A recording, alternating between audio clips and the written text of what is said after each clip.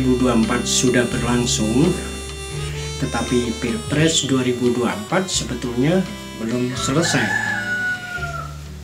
Sebenarnya malas menguraikannya, capek, karena pemilu 2024 adalah pemilu terburuk sepanjang sejarah Republik Indonesia. Tragisnya hal itu terjadi ketika kedaulatan rakyat perlahan mekar dengan puncaknya reformasi 98, dan kita sudah mengalami pilpres sebanyak 5 kali yang langsung oleh rakyat. Pemilu yang buruk bukan hanya berangkat dari kehendak berkuasa untuk 3 periode karena gagasan mengubah aturan dan sistem demokrasi, juga bersumber dari buruknya perundang-undangan kepolitikan kita.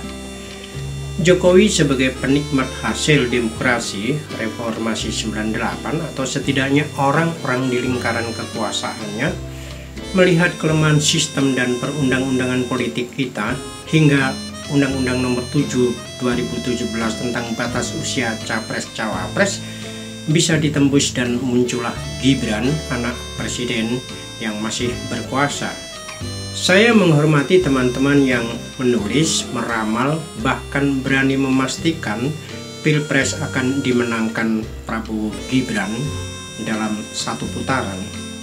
Tetapi itu bukan kecanggihan analisis, melainkan ketegaan untuk hanya berfokus pada soal kontestasi tanpa penyikapan atas proses-prosesnya, tanpa paradigma yang jelas.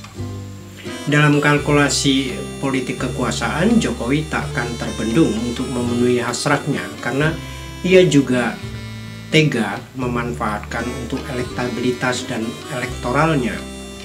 Apalagi di situ hanya berdasar aspek legalitas tanpa mendasari dengan aspek legitimasi. Karena itu bagi saya persoalannya adalah pilihan dan sikap. Meski mengetahui kemungkinan kalah karena praktik pemilu yang penuh rekayasa dan ruda paksa, saya lebih cenderung memilih underdog dalam konteks mendukung pihak yang lemah karena naif, yakni taat asas, tegak lurus aturan, apalagi berseberangan dengan kekuasaan absolut. Orang-orang yang bersikap seperti saya tidak sedikit, untuk tidak menyebutnya banyak. Apalagi karena pemilu adalah bukti adanya kedaulatan rakyat dengan syarat dan ketentuan luber dan jurdil.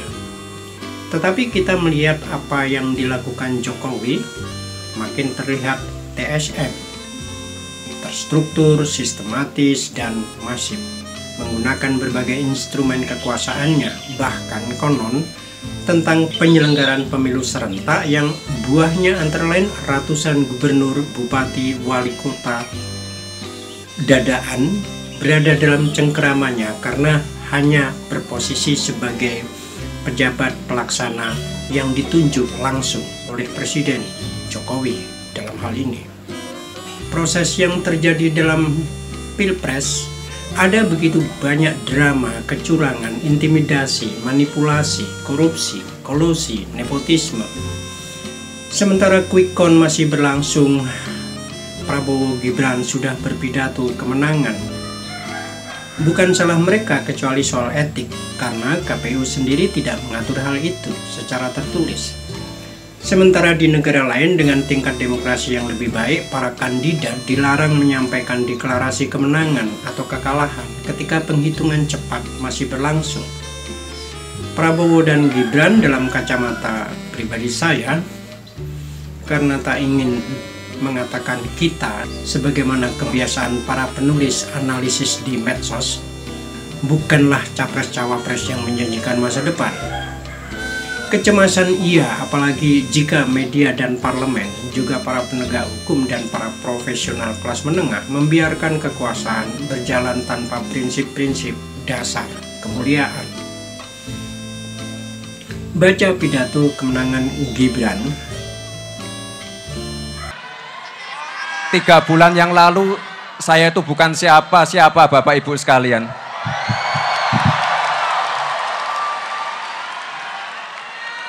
saya masih dikatain plonga-plongo, dikatain Samsul, dikatain takut debat. Ujarnya ketika quick count baru berlangsung separuhnya. Tetapi mau bagaimana kalau memang masih planga-plongo, masih Samsul, dan masih takut debat? Demikian juga Prabowo, performansnya tidak pernah meyakinkan karena inkonsistensi sikap dan cara berpikirnya. Pada sisi itu wajar juga kekuasaan baru ini akan mengundang masalah baru jika bukan instabilitas baru. Karena sekali lagi rakyat kuat, negara kuat sebagaimana sesanti Bung Karno. Tetapi kesadaran politik masyarakat belum tumbuh kuat. Ini soal literasi politik. Elite politikus kita membuat literasi demokrasi makin menyempit pada kepentingan mereka sendiri. Keputusan rakyat mendapatkan presiden impian seperti Jokowi justru menjadi makin menurunkan kepekaan hati nurani rakyat.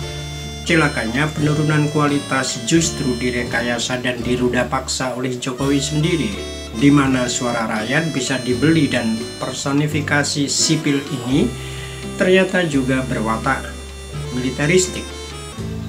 Pemilu atau Pilpres 2024 hampir sama persis seperti jalan melingkar Orde Baru di bawah Soeharto, di mana dalam jangka waktu hanya 10 tahun saja Jokowi membawa kembali sistem kekuasaan ke situasi yang militeristik. Apalagi faktanya dengan dukungan kepada Prabowo yang didukung hampir oleh para pensiunan tentara, terutama dari TNI AD, di mana LBP menjadi jembatan untuk mengembalikan supremasi militer melalui individu Jokowi. Kedaulatan rakyat perlahan diubah dan dikembalikan lagi ke era supremasi militer zaman Orba, termasuk bagaimana Jokowi menyetujui perubahan undang-undang aparat sipil negara yang memungkinkan militer masuk dalam kursi ASN. Politik kewarganegaraan perlahan menguncup. Prinsip-prinsip kenegaraan, tata kelola pemerintahan mulai digerus oleh pragmatisme kekuasaan untuk dilanggengkannya dalam kuasa privatisasi atau personalisasi. Sementara partai politik, anomalinya bisa dilihat pada kemenangan Partai Demokrasi Indonesia Perjuangan dalam Pileg dan ketidakmampuan Ganjar memperoleh suara melebihi elektoral partai pendukungnya. Ini melanda partai kader yang konon militansi anggotanya tinggi dan tegak lurus dengan ketua umum. Bagaimana bisa perintah ketum partai sama sekali tidak berbuah? Dari pilpres yang curang, pilpres yang brutal akan memberikan problem berat untuk presiden yang tidak tepat. Dan itu ancaman nyata, kecuali ini dianggap sebagai jalan sejarah yang disebut meniti rute pembusukan total untuk memulai yang sama sekali baru tentang bahaya Gibranisme dalam filsafat meritokrasi kita. Agar tidak masuk dalam situasi anomi sebagaimana ditulis Durkheim, bagaimana keadaan yang kacau atau tanpa peraturan ketika masyarakat tidak banyak memberikan petunjuk atau perhatian moral kepada individu. Karena lahirnya kepemimpinan dari sebuah proses yang cacat secara etik dan konstitusi yang tidak dipahami Jokowi tapi diamini para pemujanya, termasuk diamini mereka yang mencoba dengan keras memahami dan melegitimasinya dengan argumentasi jungkir balik dan paradoksan. Sama sekali hanya akan masuk dalam perdebatan tanpa paradigma, apalagi moral. Saya sih meski mengakui tetapi tetap tidak bangga dengan capres yang bisa mengatakan dengan enteng etik dasmu, dan cawapres yang bermasalah secara etik pula. Sebagai anak sungsang demokrasi, dan kita siap-siap menghadapi masalah baru, kita mulai dari nol.